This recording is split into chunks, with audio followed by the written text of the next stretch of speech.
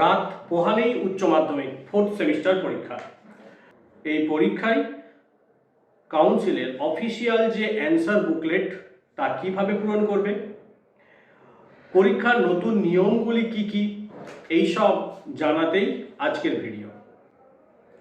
তোমরা ভিডিওটা প্রথম থেকে শেষ পর্যন্ত দেখো এবং তোমাদের বন্ধুদেরও এই ভিডিওটা শেয়ার করো, ওরাও 4th সেমিস্টার পরীক্ষা দিতে গিয়ে উত্তরপত্র দেখে নতুন না মনে হয়। তোমাদের আজ আমি উত্তরপত্র বা অ্যান্সার বুকলেট সম্পর্কে একটা ধারণা দেব। আর পরীক্ষার আগে তোমরা কি কি করবে কি কি করবে না এই সম্পর্কে একটা পরামর্শ তোমাদের দেব।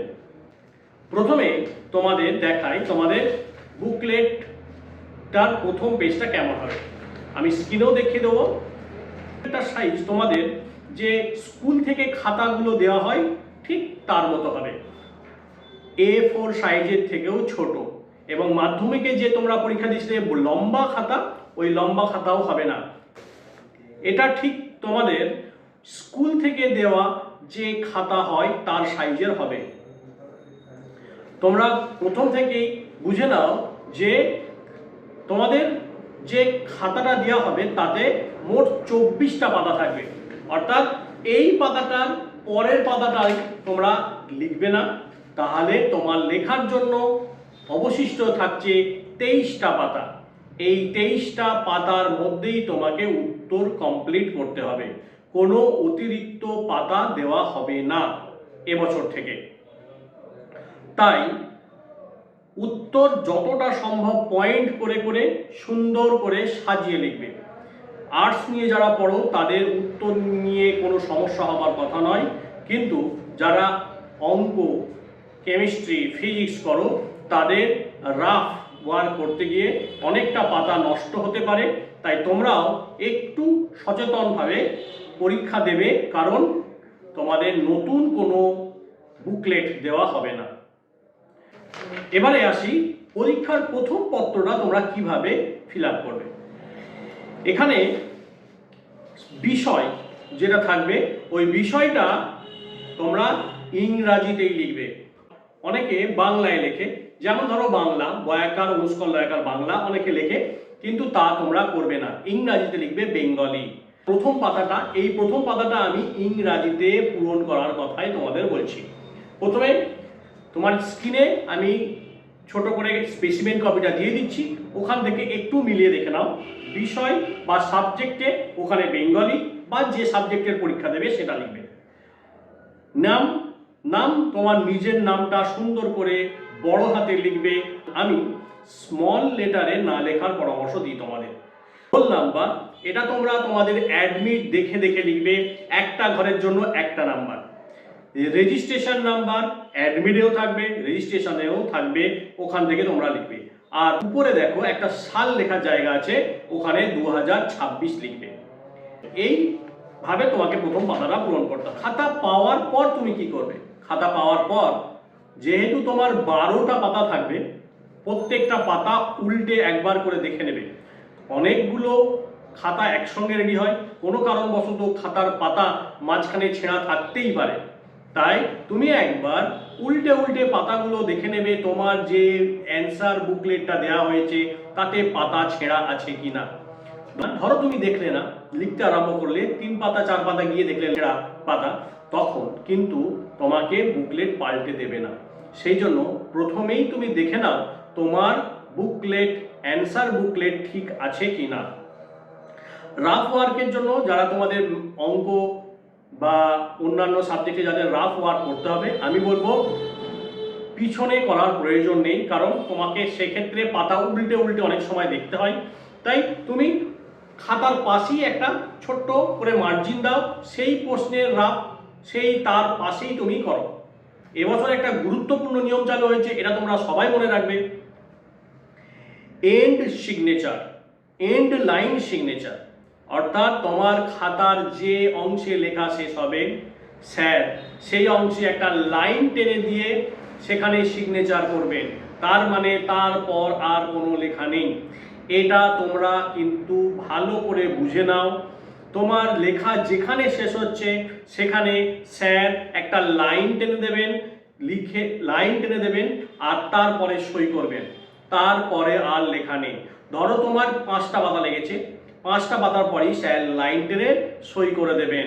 তাই এই অংশটা তুমি তখনই সই করাবে যখন তুমি কনফার্ম হবে যে তোমার লেখা কমপ্লিট হয়ে গেছে, আর লেখার প্রয়োজন নেই। এই অংশটা কিন্তু তোমাকে একটু মাথায় রাখতে হবে। খাতার কোনো ধরনের রাজনৈতিক স্লোগান বা টাকা দেওয়ার কথা উল্লেখ করবে না, তাহলে তোমাদের খাতাটি বাতিল হতে পারে। এখানে কি শাস্তি হবে সেটার উল্লেখ নেই, কিন্তু তোমাদের খাতা বাতিল হওয়ার সম্ভাবনা থাকবে। খাতাতে কোনো রাজনৈতিক স্লোগান বা টাকা দেওয়ার কথা উল্লেখ করবে না।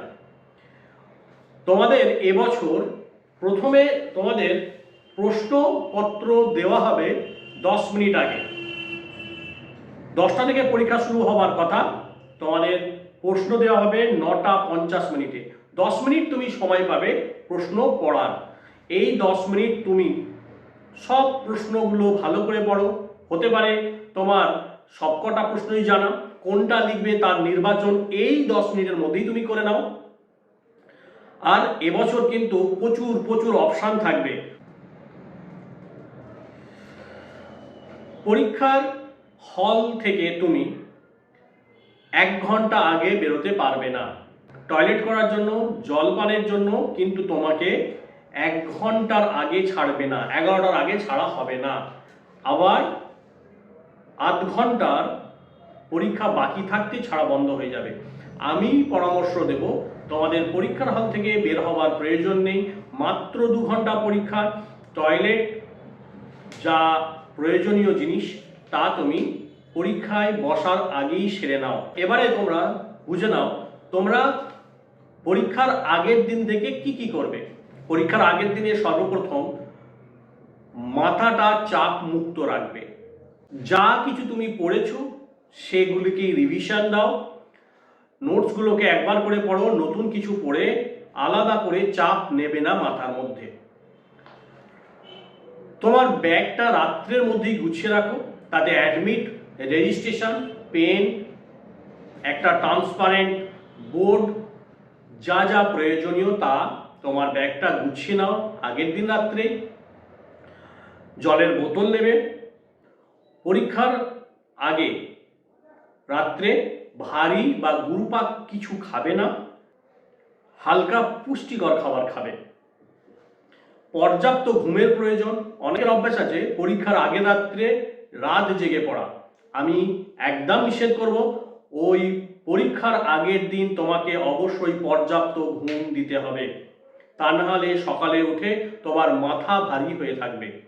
খেয়ে পরীক্ষা দিতে যাবে, কিছু না খেয়ে যাবে না। অনেকে টেনশানে খেতে পারো না, অবশ্যই খেয়ে পরীক্ষা দিতে যাবে। বাবা মার আশীর্বাদ নিয়ে যাবে। আর প্রথম দিন অবশ্যই 1 ঘন্টা আগে পরীক্ষা কেন্দ্রে পৌঁছে যাবে। বন্ধুদের সঙ্গে কোনো রকম আলোচনা করবে না, কে কি করলো না করলো, কে কোন প্রশ্ন পড়েছে না পড়েছে, কোনো রকম আলোচনা করবে না। আত্মবিশ্বাস ধরে রাখো। তুমি নিশ্চিত থাকো তুমি যা পড়েছো তার মধ্যে থেকেই আসবে। অনেক পরিশ্রম করেছো, সেই পরিশ্রমের ফল তোমরা পাবেই। কোনো টেনশন না করে হালকা মনে পরীক্ষা দিতে যাও, তুমি নিশ্চিত সফল হচ্ছই।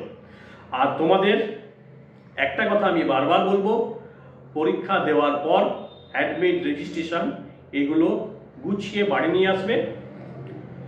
আর একটা কথা বলতেই হয়, তোমাদের একটা খুব খারাপ অভ্যাস আছে, যদিও সবার নয়, কিছু কিছু ছাত্রছাত্রী কি করে, পরীক্ষা শেষ যেদিন হয় সেদিন পরীক্ষা কেন্দ্রের ক্ষতি করে দিয়ে চলে আসে, অর্থাৎ পাখা ভেঙে দেয়, লাইট ভেঙে দেয়। একদম করবে না।